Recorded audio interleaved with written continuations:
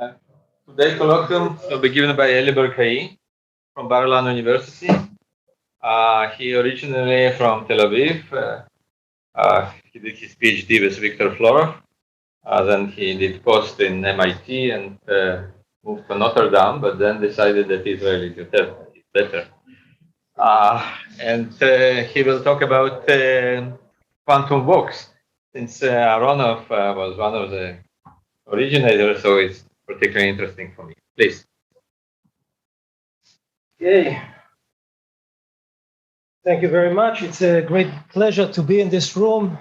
And I see some of my teachers, Amnon Aharoni, Yakir Aronov was mentioned. So most of the time I do statistical physics and I do a lot about random walk theory, but today I'm going to discuss a problem that we have been interested for the last 4 years or so. It's related to the problem of quantum search.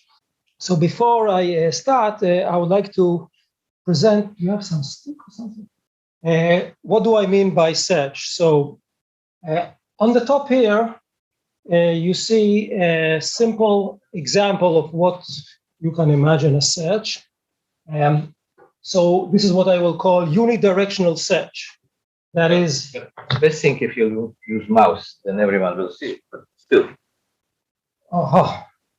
Okay, so yeah, this is a simple thing. So let's say we are in a room and let's say you lost your keys. You don't know where your keys are in the room. So maybe you define a strategy of search, which is going simply in straight lines.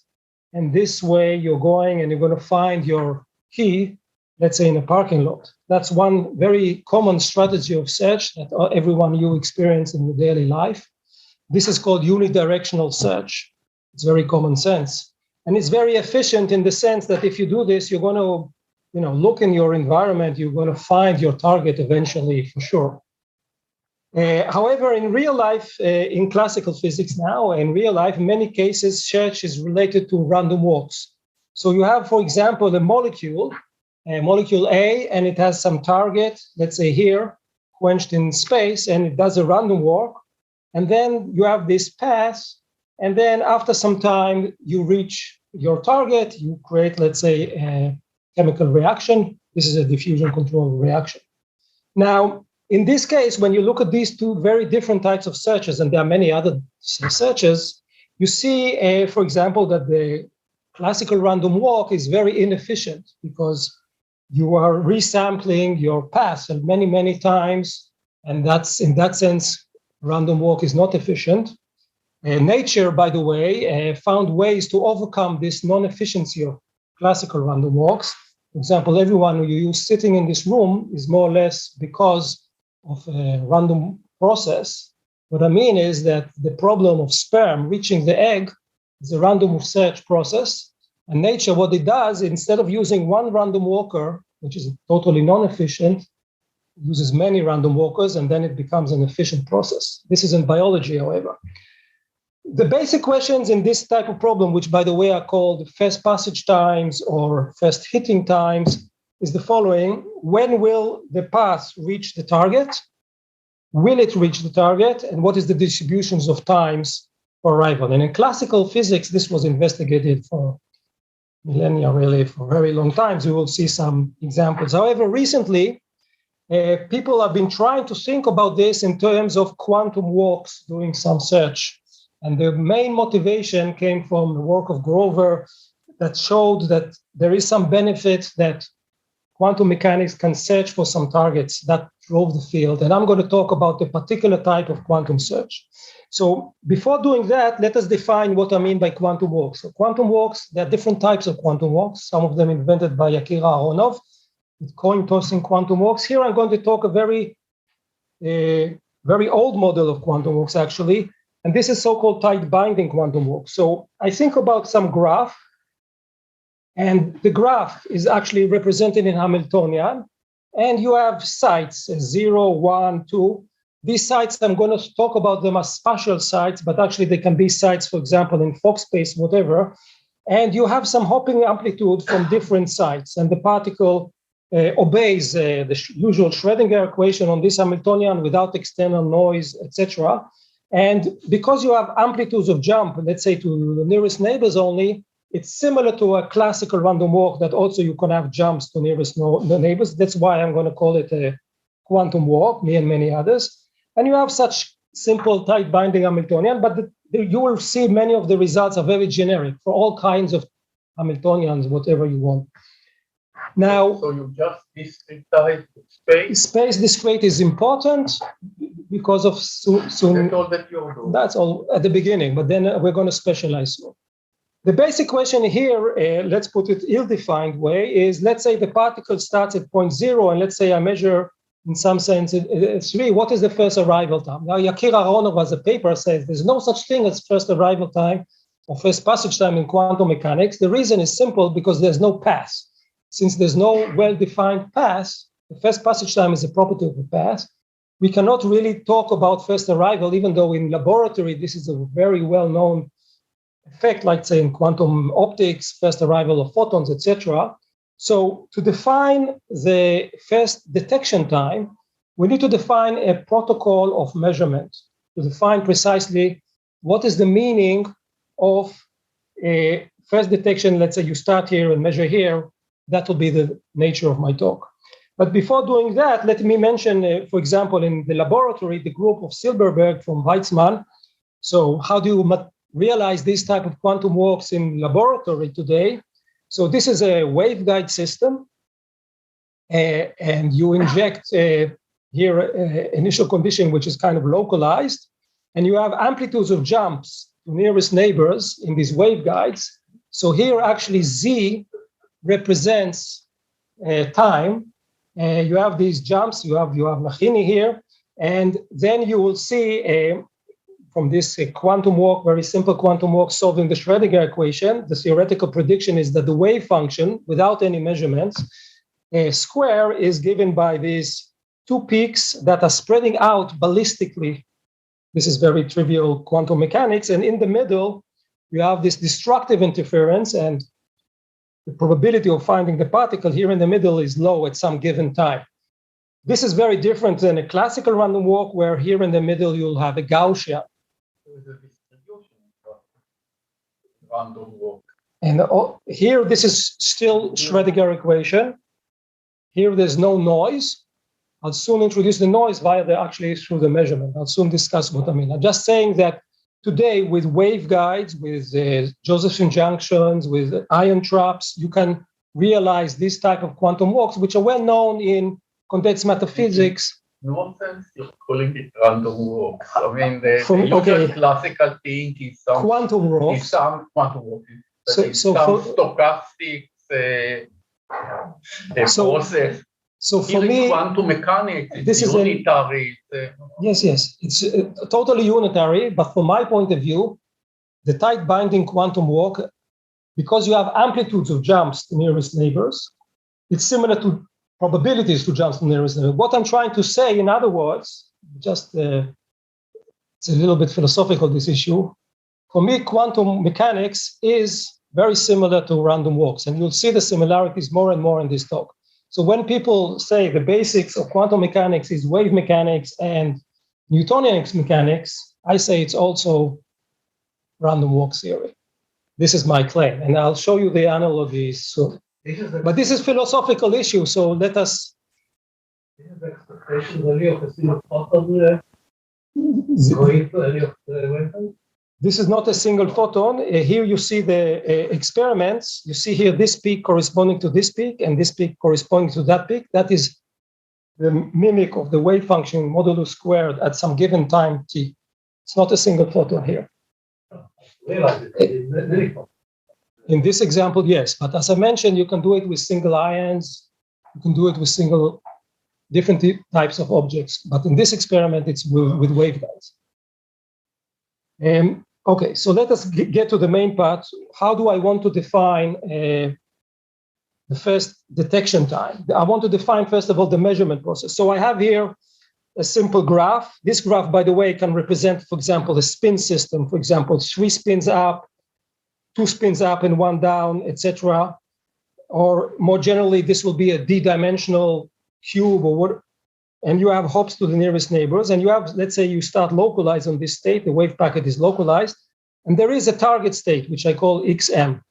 And the measurement here represented by this lady, she performs measurements at given times, and the question is simple: is the particle located here, yes or no? And this is repeated many times.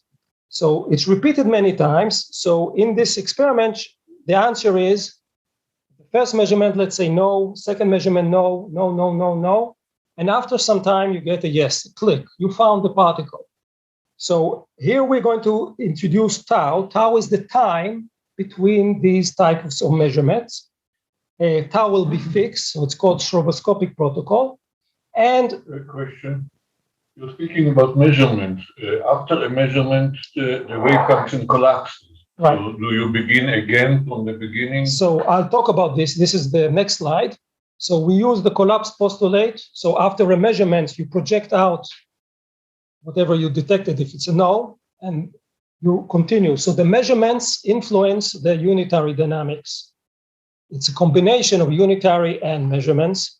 And the question is, will you get a yes? And if so, this yes is obviously random. Why is it random? Because each time you try and measure, you toss a coin, either yes or a no. That's why you want to know in what event n did you see this particle, and then n times tau will be the first detection time. Now, this was invented in the context of quantum computing a long time ago. Vienna's was the force, and Covey and Grunbaum, there are many contributions on this. And people show, for example, on a hypercube in high dimension, if you start in this point, x0, and you go directly to the opposing node, because of constructive interference, it's a very quick process. It's very efficient. You go very quickly, and you will detect the particle much quicker if compared to a random walk on the strain structure. However, people also notice, and I'll talk about this, that in some other cases, this type of quantum search is totally inefficient because of destructive interference. And we will clarify when is this efficient from point of view of detection, from point of view of the time it takes to reach the target, etc., etc. So another point we would like to ask is, out of all the graphs that we can imagine in the world, what is the best graph for search? Computation efficient, like in computer science, polynomial to non-polynomial, when you call it efficient. So efficient, I mean that as you increase the size of the system, and if you compare it to usual random walk, it's more efficient, but for a specific node only in this type of thing. What Groover showed in a different context, but it's not this what I'm doing here. He showed that the quantum search can be in square root of n, where n is the number of nodes, more or less, compared to n, and that was what's driving the field. So it depends on many things, like what is the graph, how do you define the protocol of measurements? There are many things that come into efficiency or not. Sometimes it's more efficient, sometimes it's less efficient. For example, how do we choose tau? So if we choose tau, the time between measurements, too slow, this process is going to be super non-efficient because of a well-known effect called the Zeno effect. So there is an optimum for just choosing tau. When will you optimize this time for detection, for example? It's not zero, and it's not infinity, obviously, because that would make a very long time for search. Somewhere in the middle, but where is it? These type of questions and many others can be asked. The problem is to identify the first node. What is the quantum state of it? No is also a good answer, right, for some questions. Okay, so not here. so my question is, what are you trying to search for? I'm searching for the target, for the XM. I'm moving. It's like a state transfer. You're transferring the wave packet from here to here, and you ask how long will it take. That's what we mean by search. Now, this XM can be anywhere on the graph in principle. You can move it around, of course, and we will later see how you search all over the graph. You go from one side to the other. So it's more of a directed delivery than searching for an object. Well, if this guy is not known to this initial condition, so you're going to reach it, but you're going to measure here, if that's the question. So, so we get a string of no, no, no, and then a yes in the nth entry. N times tau is the random phase detection. And as mentioned here, the measurement process collapses the wave function. So if you get a no, then the wave function on the node that you detect is going to be 0, and then you renormalize the wave packet according to the postulates of Cohen-Tanucci, postulate number 5 that we learned here. In operator language, we project out xm each negative measurement. Okay, so this was a very basic introduction to the model. Now I want to show you the analogies between the classical fast passage time problem, which you are not expert on, but to show you how much it's related to this idea of search here. So in 1915, Erwin Schrödinger put the foundation of classical random walk fast passage time. He taught us how to think about the problem. And this is what I'm going to try to explain now. So imagine you have a Brownian motion in the plane, just a usual random walk. And you look at this random walker, it starts somewhere and it ends somewhere, and you have the propagator, the probability to go from initial condition to some point in space. For Brownian motion, this will be the Gaussian propagator from random walk.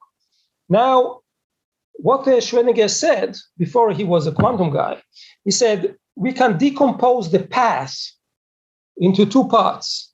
One is you start from your initial condition and you go to the final state for the first time. That's important for the first time. And then you create a loop. This is this loop that I show here. So anyone is sitting now in the room, he must have possibly visited here one time before, and then he created a loop, he came back here.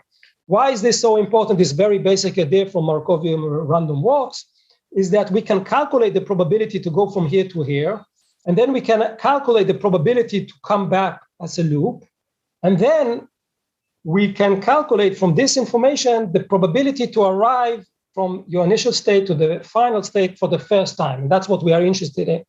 Now, this happened in some time in the past, t minus t prime, and obviously you need to sum up over all the previous history t prime. This leads to some convolution and a renewal equation in classical random walks.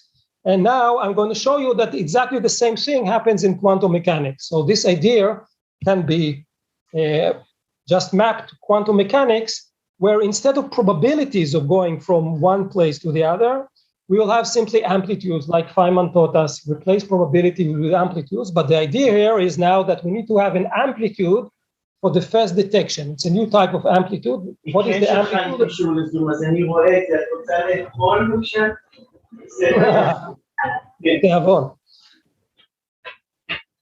Okay, so the quantum renewal equation, the main concept here is phi n. Phi n is the amplitude of first detecting the particle. It's a detection amplitude, and what I'm interested in is Fn, F from the word first. Fn is the probability that I'm first detecting the particle in the nth attempt. So F1 can be something, F2 can be something that gives you the probability of detecting the particle in the 1, 2, 3, 4th event, etc. This is given by this formula, which is a convolution. And what does this thing say? It says exactly what I showed you before, but in quantum language. It says that the amplitude of going from some initial condition to the final state is given by the unitary evolution. And this is the same as the amplitude of arriving in this final state in some previous time, j, and then you go in the loop from xm to xm, again with the unitary evolution. And you need to sum up over all the j's of the past history. And this, as you see, this is a convolution. And this is kind of the working tool that we use to analyze these type of statistics. Again, we are interested in this Fn. For example, phi 1. Phi 1 is very simple. That's the amplitude of measuring in the first attempt. You go from the psi initial. You have unitary evolution, xm, that gives you if you square this, this will be the probability of the first measurement. What is phi 2? You have a unitary evolution, and then you have the first measurement. This is the projection out of the amplitude because it was the first one was a no. then you have another unitary evolution, and then xm. So this is this repeated projections out, but here you see that you can relate it to the unitary dynamics, and with the following thing, we can reach a conclusion that gives you slightly, I don't know if this is new, but a slightly different way to interpret what is the wave function in quantum mechanics. So as I mentioned, Schrödinger in 1915 related the classical first passage problem, the first time you arrive somewhere in a random walk process, with absorption-free probability, that is without the detection, without the absorbing boundary condition. So let us assume for simplicity the initial condition is the target state, just so the equations will be simpler. We define a generating function. This is like a Laplace transform. And then based on this equation that we had before, this Laplace transform of the amplitude of first detection is related to this amplitude here in Z space. So you need to know the wave function on your target space at the given times. You need to find its Z transform, which is in principle isn't. In short, we need to solve the Schrödinger equation.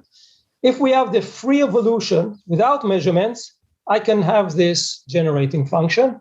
This is what we do. I'm not going to go into these details, how you transform it, but this is exactly what you have also in random walk theory by Schrödinger more than 100 years ago. In that case, in the classical random walk, the probability of first detection in Z space, because again, you need to get rid of the convolution, is 1 minus 1 over the free evolution with no measurements. And you see this is exactly the same, but here we need to use the wave function. So here we actually married two great works of Schrödinger. We say that in the usual wave function, there is some hidden information on the first detection problem. So now we are going to see what does this mean without going into the mathematical details. So we started with very simple graphs. And the first observable that I'm interested in is, will you at all detect the particle on these graphs? These are quantum walks. So what is the P detection is the sum of Fn over from 1 till infinity. If it's less than 1, this means that the search is not efficient. You do not detect the particle with probability 1 even after a long time. And then we start here with all kinds of graphs. For example, this ring and this empty spot is where I measure. This here is where I measure, etc. And when you look at these graphs, you see here that the P detection is half, 1. It's not 1. If we would have a usual random walk, all these numbers would be 1. What we see here is that the quantum search is actually very inefficient in these graphs. And you see all these numbers like here, 1/4, etc., 1/3. This is obviously related to symmetry. And when you look here, you see that here I have two nearest neighbors, and here I have two neighbors relative to the measurement device, which are equivalent. And here we have 3, and you see this 1/3, and you look here, 4 neighbors, 1/4. So symmetry is playing a very important role in this problem. And we don't need the renewal equation. Maybe we can explain this with some basic things. Yes? I'm not measuring the white spot, but what's the number? What are the numbers on the... The numbers are the detection probability. So if I start from here, I will detect the particle with probability half only, not 1, etc. So you see that there's a lot of symmetry here. And this, we will start understanding why this search, this is what I call not efficient search on these graphs that have a lot of degeneracy. This is very general. So let us consider an initial condition on the ring, which has a linear combination. You are here and here. And now let us think about this measurement. You measure here in the middle. There's symmetry in this system. And then what will happen is that you performing your measurements, but the amplitude, the wave function here and here is always going to be the same from symmetry. And then eventually there is current flowing inside here. And I claim, and I hope your intuition is like mine, that you will detect the particle here with probability 1. Similarly, if you have an initial condition, which is a linear combination of here up and here down, these two initial states are interfering destructively, and then the amplitude here is going to be 0 forever. The measurement process doesn't kill that. And then this guy is going to be called the dark state. Now, this state, this is what I showed you in the previous graph, is a linear combination of these two states. So if this is found with probability 1 and this is found with probability half, this guy is found with probability 1/2. And this is what we showed in the previous slide. And we can make this slightly more formal. So let us start. This is initial condition with two sites on a graph, in general graph now, Ri and Rj. And let us assume these are equivalent with respect to the measurement location. There's no difference between Ri and Rj. So from the quantum renewal equation that I just showed you, and like any theory in quantum mechanics, it's a linear theory, the probability, the amplitude of going from psi initial to the final state is a linear combination of these, starting from this initial condition, and here I have some phase, some delta now. Now, I can take this, and if Ri and Rj are equivalent, then the total probability of detecting in this state, in this special initial condition, I just square this, and then I get this 1 plus famous cosine delta, whatever it is. And then you have one of them. I take the Ri, but I could have taken the Rj going to this final state xm. But we know that the sum of these guys has to be less than 1 because the maximum probability of detecting at all is 1. And therefore, I can sum this side, and then I can choose delta equals 0, and then I have that the p detection from Ri to xm is less than half, provided that there exists another site, Rj, that is equivalent. We can do this in general, and then the p detection, the probability of detection when you go to Ri to the final xm is less or equal to 1 over nu, and nu is the number of equivalent sites in your lattice equivalent with respect to the measurement device. So this is why, for example, this is the symmetry bound. So again, on the ring, we have 2 nearest neighbors. That means nu is equal to 2. Here on the cube, you have 3 nearest neighbors. So you have 1 over nu. We have here the exact value calculated from the renewal equation. That is some math. And you see that this symmetry bound is always exact. There's no dependence on the Hamiltonian that you're using? No, I'm not using anything on the Hamiltonian. Yeah. That's the beauty. The Hamiltonian is still the tight binding one. Yeah, it's a tight binding, and I'm assuming. No, I'm assuming several things. I'm assuming discrete space. I'm assuming tight binding. I'm assuming there's no disorder in the system, so all the hops here are nearest neighbors. Once I break the symmetry, that's an interesting point. I break a little bit the symmetry, this bound will go to hell, and you'll find the particle with probability 1, and I'll talk about this a little bit in a minute. What? Time?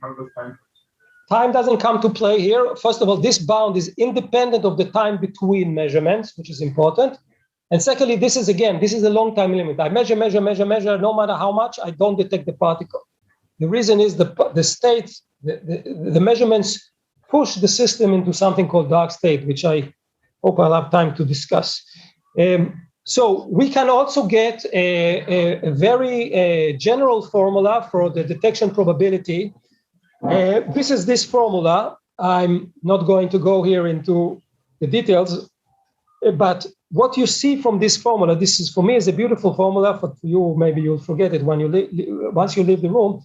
This is the p detection. And what is nice about the formula is that, first of all, it's independent of tau. So it's generic. It's not actually related only to this specific measurement protocol. For example, the time between measurements could be Poisson distributed. Here you see that this GL is the degeneracy that you have in the energy levels. M is an index of degeneracy, and this you saw already. So in the previous slide, you saw symmetry brings you suboptimal detection. And symmetry means that you have some degeneracy of the energy levels of the Hamiltonian. These are the energy states of the Hamiltonian. So once GL is 1 for all the states, P detection is 1.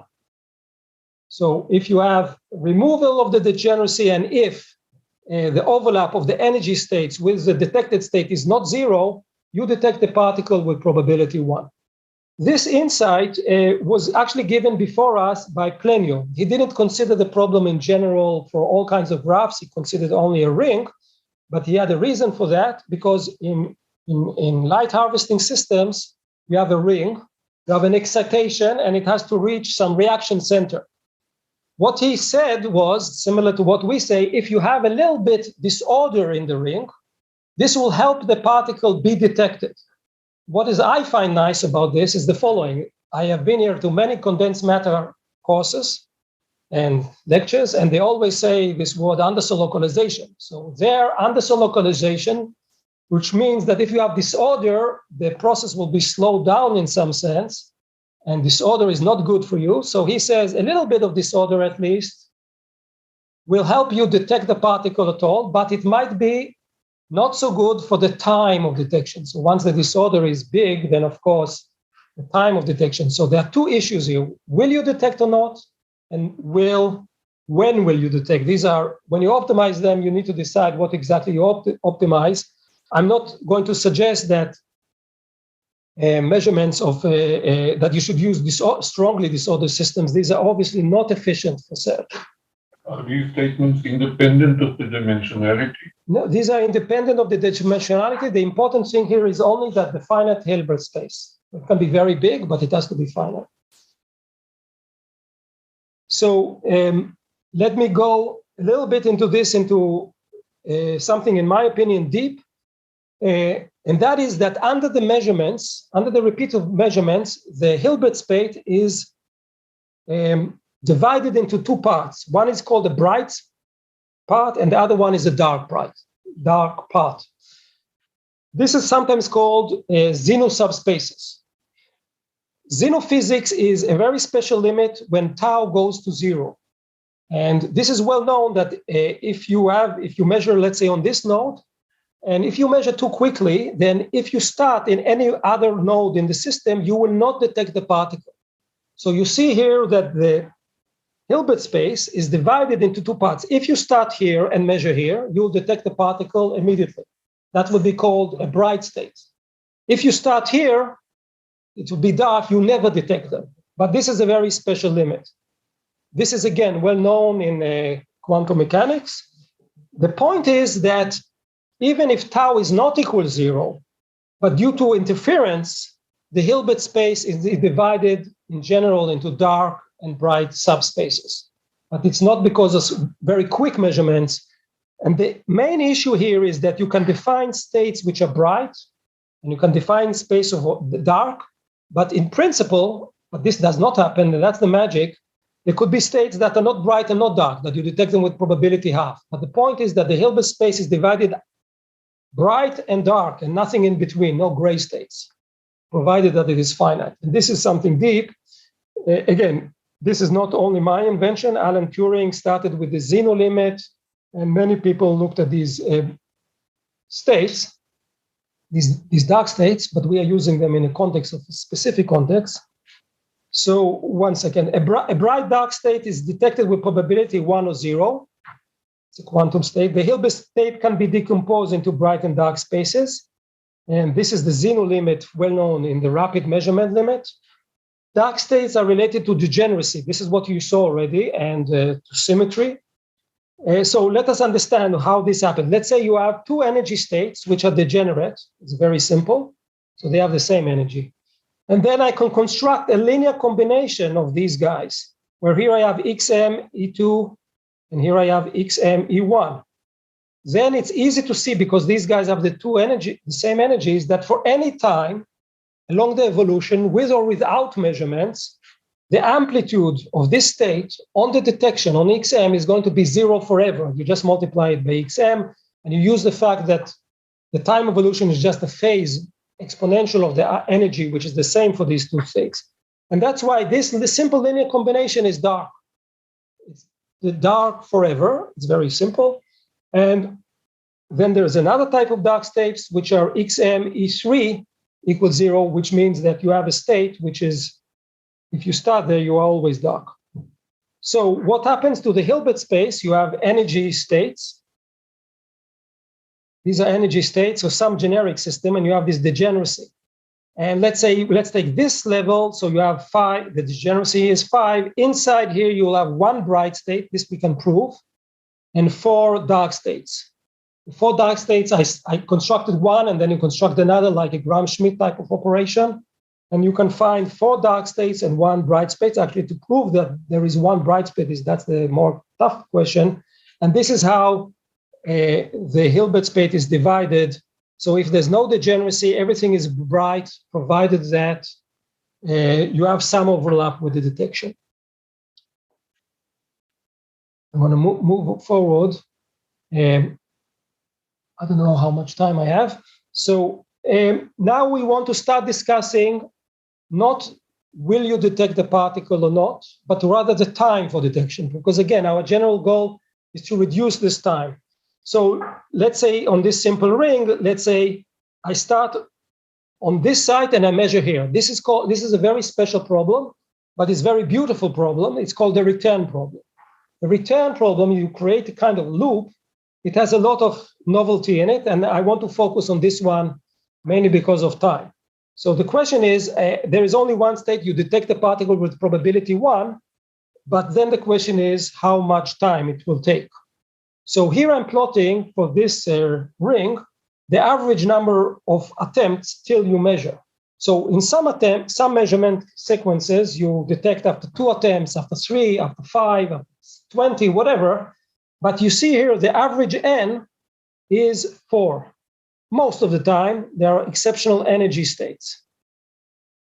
In the Zeno limit, this is a function of tau. So when tau is very small, you start and measure at the same place, then you detect after 1 attempt. This result, we found it and we generalized it to different protocols of measurements, but the first contribution in this was given by this work of Grunbaum, beautiful work, and Werner in this paper, which I learned a lot from this paper, and it's a really beautiful paper in the field. I'm not going to go into the full details. What you see here, however, is something very strange. Let's go to this special Zeno limit. What do you see here? If tau, the time between measurements, is small but finite, the average is 4. But if it's exactly 0, it's 1. What is happening here? If you start and measure at the same place, most of the time you will detect after the first measurement. So usually you'll get 1. First measurement will give you the right result. But once in a while, you do not detect the particle, and then it's not found on the detection attempt because of the postulate of collapse. So it's somewhere else in the system. Now you're continuing these fast measurements, and now what will happen, you will find the particle maybe after a very large number of attempts. So the average of 1 and infinity gives you 4. What is this for? 4, in this case, in this problem, is the number of distinct energy levels in the system. So when we have this ring, we have 4 distinct energy levels, and this number 4 is the constant. Now, this is a topological effect. In what sense? It is, first of all, independent of tau. You change tau, nothing happens. This is very different than classical rocks, or if you start somewhere else, which are very on the graph, which is very sensitive to tau. So this is robust. It doesn't change when you change tau. Secondly, it's generic. The number here 4, if I would increase the size of the system, would go into, let's say I have 6 distinct states, then this number instead of 4 will be 6. And this is also related to a topological effect in the generating function. It rotates, and the number winding of this generating function, in some sense, gives you this average n. So this is an interesting problem, but you see here, close to these points, you have a jump. By the way, you jump from 4 to 1. You always jump to an integer. Here you jump from 4 to 3. And these special points are resonances that the energy differences times tau is 2 pi k. Now, from the explanation I had before, it's clear that the fluctuations here are gigantic. And we want to analyze this and understand the problem in general a bit better. So this is what I'm going to do now. So to do this now, let us look, this will be one slide of a little bit of math, but then I'll go into more intuitive, in my opinion, explanation. So we have in general this phi n, this amplitude of first detection. And we have here this S, which I call the survival operator. What is this survival operator? It's a unitary evolution and then a projection, a unitary evolution projection. So we take this to the power n minus 1, and at the end you have one more unitary, and then you go from the initial state to the final state with this repeated measurement protocol. So like in any problem in quantum mechanics or beyond, what is the important thing here is what are the eigenvalues of this non-unitary survival operator, which takes into account this projection. You need to find them. If you find the eigenvalues, then you all know, then, okay, you are halfway to solve the problem. I'm not going to go into the full detail, but that's like in any other problem. Now we use something called, which is found, is very well known in any textbook, matrix determinant lemma, and we get the condition for finding these eigenvalues. They are, first of all, they are not real eigenvalues. Of course, they are complex and they are not on the unit disk because we have relaxations of this Fn. And this is given by this, this is the resolvent, and here we have between the xm, between the measurement site and the xms. Now, there is a very nice trick and a very simple trick that you map this problem into what we call classical charge theory. So instead of solving a quantum problem, I want to give you a picture based on classical physics. And this helps you understand what's going on in the quantum world. It's just a mapping that if you don't understand anything about quantum mechanics, you can understand just simple charges. And what is the relation? When you plug this in and I look at this element, then this is given by pk. Pk is going to be important. It's the overlap of some energy state with xm squared. And here I have these phases. So this, maybe you see it, maybe you don't know. I talk about pk as a charge. And this is like a force. It's a very special force generated from a log potential. Let me repeat it.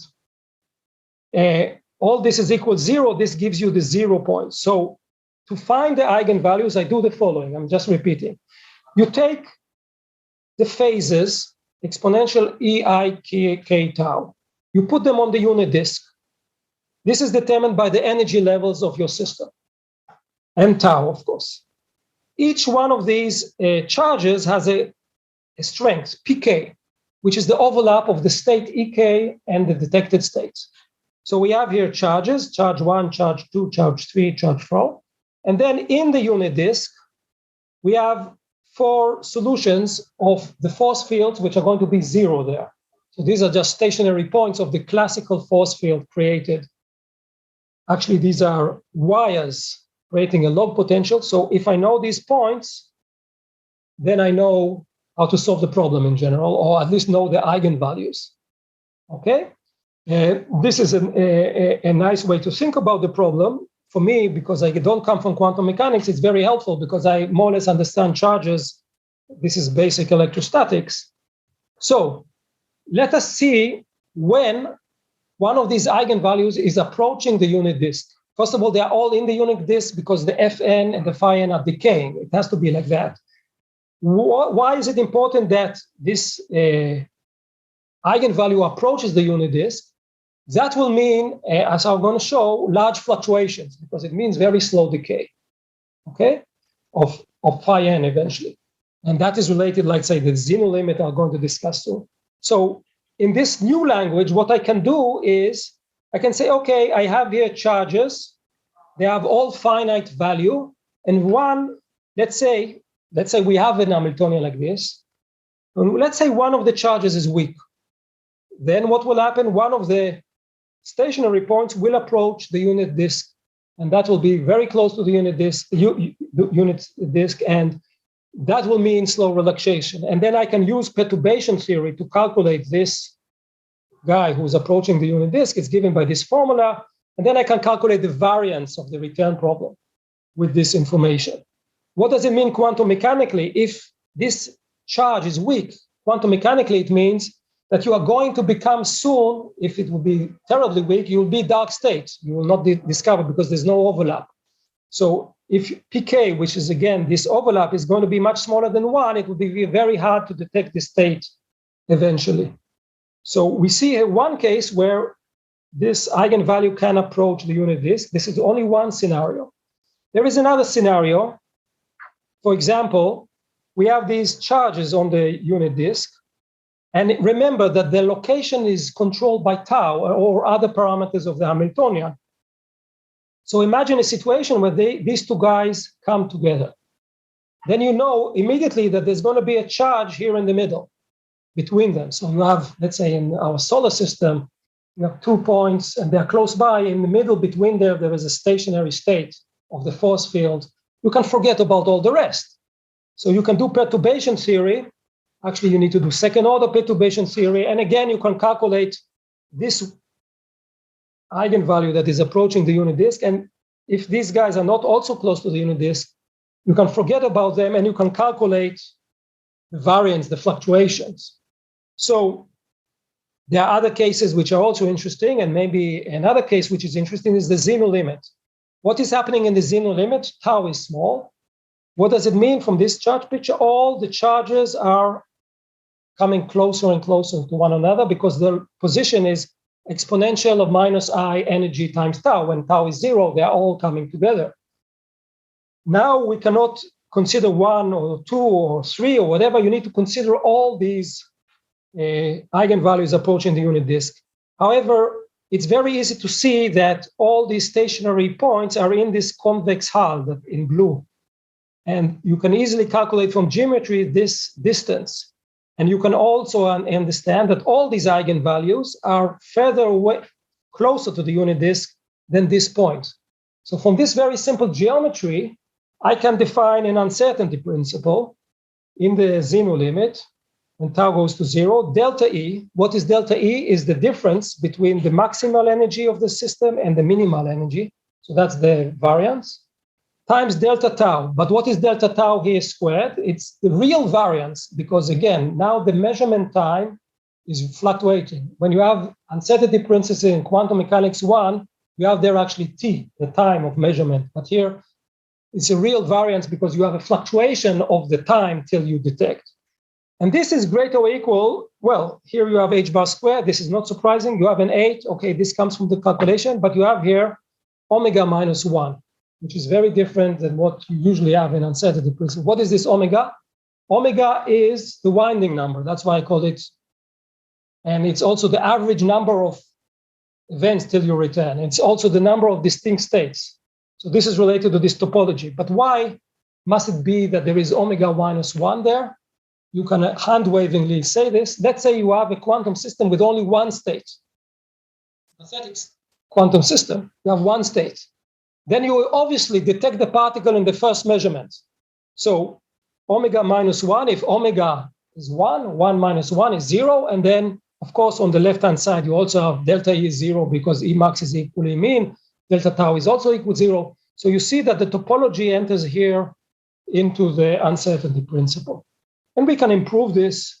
So this is an example where we use this theory. We have this variance of n versus tau for a ring of size 8, for example. And changing tau, we have all kinds of scenarios. For example, here, we have this small tau limit. This is this bound that we found now. And here we have 2 merging charges, and here we have 3 merging charges. So this theory can work very well. So I don't know how much time I have. Time now. So I should finish. Okay, so 5 minutes, is it possible? So what we did up to now is we looked what happens when the charges approach the unit disk, and then we got very big fluctuations. And then we say, but this is not good for mankind. If you want to search, you want to do exactly the opposite. You want a system that will search fast. And here I'm presenting graphs where you see all these links. There's 2 graphs. One of them is called the crawl, and one of we call them the funnel model, that we especially designed them in order that the search will be very fast. And I'll try to be fast and finish my talk here. So these are maybe more exciting from technological point of view. And the main idea, after I talked a lot about these special eigenvalues, is we are going to do exactly the opposite. Let us find a system where all the eigenvalues of the survival operator are on 0. that will be the fastest search in some sense that I'll define soon, ever. So I want to find the Hamiltonian where all my charges are equal and they are equally spaced. And this means that pk is 1 over this w, the size of the Hilbert space, and you have here a condition on the energy levels of the system times tau. And then all the eigenvalues are going to be 0, and then we are done. The question is, what is these Hamiltonians that are used by this? This is, and what is the consequence of this? So I don't have a lot of time. So this condition that you get these 0 eigenvalues, you can design many Hamiltonians that will reach this goal, but we found one of them is very nice. This is this using this ring type of basis. The idea here is that, you see here I have 1 over square root of w. So the overlap, let's say this is the detected state, is 1 over w as I asked you, but this is true for all the states in this system. On the other hand, this basis, as I'll soon show, breaks time reversal symmetry. So we have another model that we call funnel model, where the energy states are all real, and that will create a non-time reversal symmetry breaking Hamiltonian. So this is this Kroll model. You have all kinds of states. You see the symmetry. These are the connections. And this is this funnel model where you have a special node, which is a search node. And then you start somewhere and you are supposed to detect it fast. But what does exactly that mean? So let us look at the funnel model. And the funnel model, here I'm plotting Fn, the probability to detect a particle after n attempts. So this is a system size, which is 50. And I start on different initial conditions on this graph. So I have 50 types of initial conditions. And you see here 2 remarkable things. One of them is that Fn up here is equal 0 beyond n equal the size of the system. So there is no probability you will detect the particle. Let's say the size of the system is 50 nodes.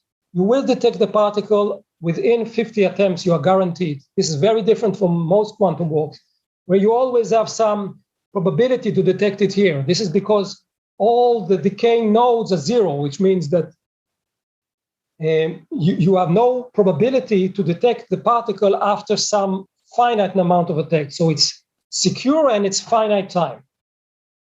There is another remarkable thing. You see this thing. This is the Fn. This is 1. I didn't scale. So this is really like a skyscraper evolving about over all of them. What is going on here? This special state is the return state. So I told you for the return state, the average number of measurements is the size of the system, which is 50 in this case.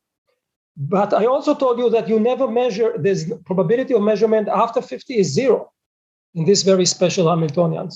And what does this mean? It means that the whole probability in this funnel model is located here, and it's 1. So there is one time that you detect the particle with probability 1 if you start for the return problem. For the Kroll model, it's even more kind of neat because Fn is simply equal 1. You start somewhere, and after some given time, boom, you detect the particle with probability 1 with 1 measurement. This is why we call Kroll model, and this is the last slide. So then we said, okay, now let's forget about all these measurements, and let us look at this as a unitary evolution with these very specially designed Hamiltonians and what is going on here.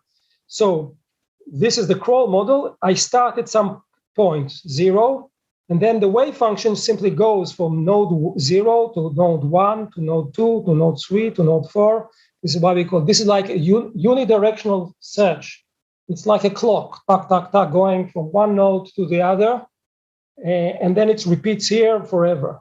For the funnel model, what happens, again, for the wave function, you start here, then you spread out all over the system, but then after some time, you go back to the original position that you had. This is why Fn for the return problem was exactly 50, because you came back exactly on that time, the unitary evolution, and then when you, the first 49 measurements were not important, the 50th measurement, boom, you detect it, and then you have this gigantic here, this gigantic amplitude here for the return one. Okay, so I'm sorry I was a bit late. I thank you for your attention, and that's all.